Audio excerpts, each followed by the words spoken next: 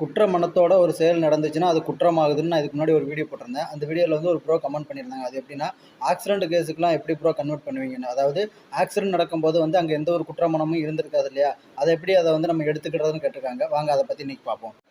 IBC section 80 என்ன சொல்லுது அப்படிங்கன்னா, தற்செயலான நிகழ்ச்சி, எதிர்பாராத விளைவு அல்லது வந்து துரதிர்ஷ்டவசம். அதாவது சட்டப்பூர்வமான செயல், சட்டப்பூர்வமான முறையில், சட்டப்பூர்வமான வழிகளை பின்பற்றி கவனமுடனும் எச்சரிக்கையுடனும் செயல்படும்போது அந்த இடத்துல வந்து குற்ற மனமோ கருத்து எண்ணம் இல்லை அப்படின்னா, அது தற்செயலாக நிகழ்ந்துச்சு அப்படின்னாவோ அல்லது துரதிர்ஷ்டவசமான ஒரு செயல் வந்து அதன் மூலமாக விளையக்கூடிய ஒரு செயலை வந்து ஒரு குற்றமாக ஸ்டேட் கவர்மெண்ட் மத்திய பிரதேஷ் வாசஸ் ரங்கசாமி. இதில் எப்படின்னு பார்த்தீங்கன்னா 152 அடி தூரத்தில் வந்து ஒரு ஊரும் தெரியுதுன்னு பயந்துட்டு வந்து சுற்றுவாப்பில். சுட்டது பார்த்தீங்கன்னா ஒரு மனுஷனாயிரும். இப்போ அவர் என்ன சொல்லுவார் அப்படின்னா, நான் வந்து அங்கே ஒரு உருவம் இருந்துச்சுன்னு தான் சுட்டேன். அந்த நேரத்தில் வந்து மழை பெஞ்சிக்கிட்டு இருந்துச்சு, அங்கே இருக்கிறது யாருன்னு தெரியாது, நான் இது வந்து ஒரு தற்செயலான விபத்துன்னு சொல்லுவார். ஆனால் நீதிமன்றமும் அவருக்கு வந்து ஐபிசி செக்ஷன் 80 படி வந்து அந்த பாதுகாப்பு அளிக்கிறது வந்து